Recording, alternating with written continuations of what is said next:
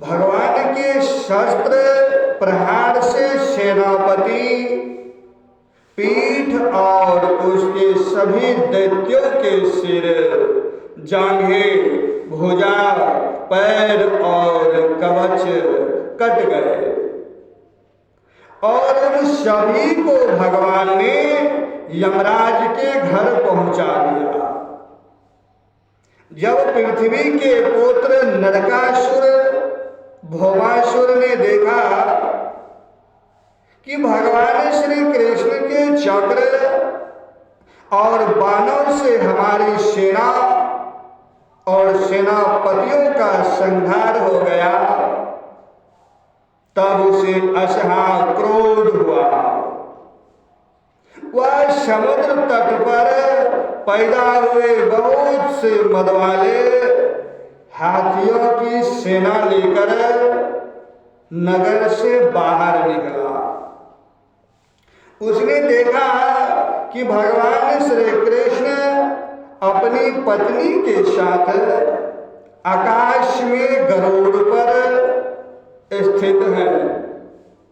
जैसे सूर्य के ऊपर बिजली के साथ वर्षाकालीन श्याम मेघ शोभायमान हो, भौमासुर ने स्वयं भगवान के ऊपर शतघ्नी नाम की शक्ति चलाई और उसके सब सैनिकों ने भी एक ही साथ उन पर अपने अपने अस्त्र शस्त्र छोड़े। अब भगवान श्री कृष्ण भी चित्र विचित्र पंथ वाले तीखे तीखे बाण चलाने लगे। इससे उसी समय भौमासुर के सैनिकों की भुजाएं, जांघें, गर्दन और धड़ कट कट कर गिरने लगे। हाथी और घोड़े भी मरने लगे।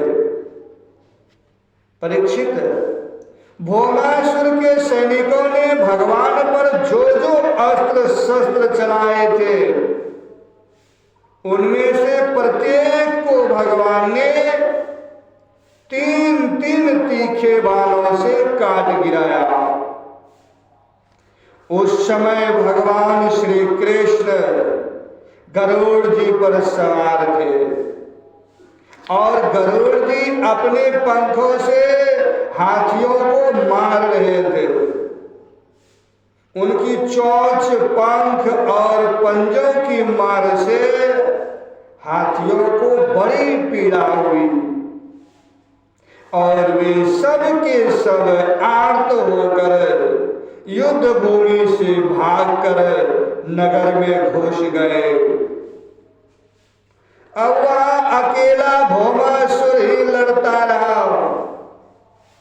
जब उसने देखा कि गरुड़ जी की मार से पीड़ित होकर मेरी सेना भाग रही है, तब उसने उन पर वह शक्ति चलाई जिसने वज्र को भी विफल कर दिया था। परंतु उसकी चोट से पक्षीराज गरुड़ तनिक भी विचलित न हुए। मानो किसी मतवाले गजराज पर फूलों की माला से प्रहार किया हो। अब भौमासुर ने देखा कि मेरी एक भी चाल नहीं चलती, सारे उद्योग विफल होते जा रहे हैं।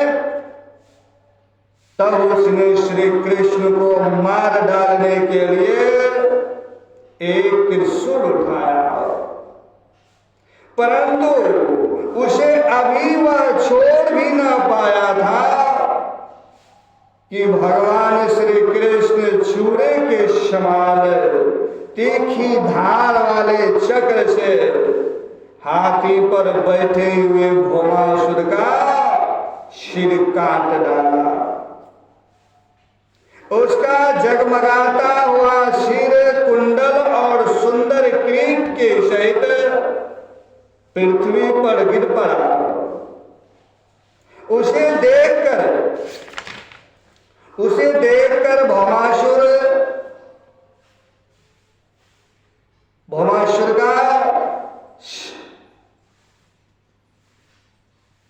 श्यावर रामचंद्र भगवान की जय। उसका जगमगाता हुआ सिर कुंडल और सुंदर किरीट के सहित पृथ्वी पर गिर पड़ा। उसे देखकर भौमासुर के सगे संबंधी हाय हाय पुकार उठे। ऋषि लोग साधु साधु कहने लगे और देवता लोग भगवान पर पुष्पों की वर्षा करते हुए स्तुति करने लगे।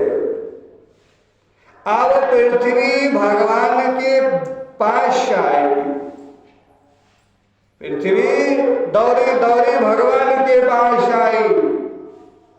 उसने भगवान श्री कृष्ण के गले में वैजंती के साथ वनमाला पहना दी और अदिति माता के जगमगाते हुए कुंडल जो तपाए हुए सोने के एवं रत्न जडित थे वे भगवान को दे दिए तथा वरुण का छत्र और साथ ही एक महामणि भी उनको दे दी।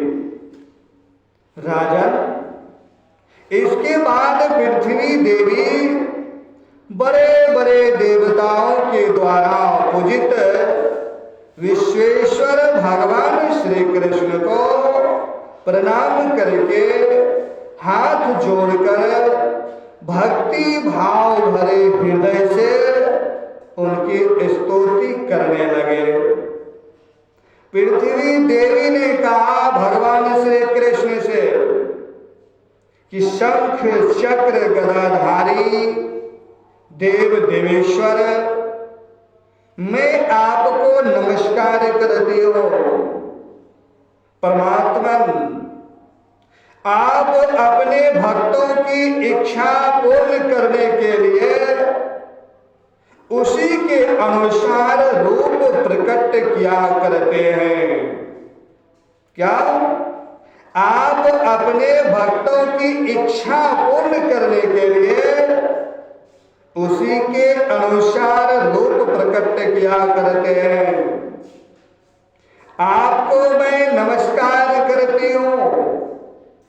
प्रभु, आपकी नाभि से कमल प्रकट हुआ है। आप कमल की माला पहनते हैं।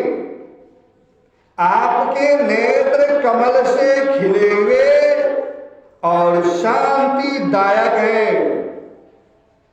आपके चरण कमल के समान सुकुमार और भक्तों के हृदय को शीतल करने वाले हैं। आपको मैं बार बार नमस्कार करती हूँ। आप समग्र ऐश्वर्य, धर्म, यश, संपत्ति, ज्ञान और वैराग के आश्रय हैं। आप समग्र ऐश्वर्य, धर्म, यश, संपत्ति, ज्ञान और वैराग के आश्रय हैं। आप सर्वव्यापक होने पर भी स्वयं वसुदेव नंदन के रूप में प्रकट हैं। मैं आपको नमस्कार करती हूँ। आप ही पुरुष हैं और समस्त कारणों के भी परम कारण हैं। आप स्वयं पूर्ण ज्ञान स्वरूप हैं। मैं आपको नमस्कार करती हूँ। आप स्वयं तो हैं जन्म रहित, परंतु इस जगत के जन्मदाता आप ही हैं। आप ही अनंत शक्तियों के आश्रय ब्रह्म हैं। जगत का जो कुछ भी कार्य कारणमय रूप है, जितने भी प्राणी या अप्राणी हैं, सब आपके ही स्वरूप हैं। परमात्मा, आपके चरणों में मेरा बार बार प्रणाम है, बार बार नमस्कार है। प्रभु,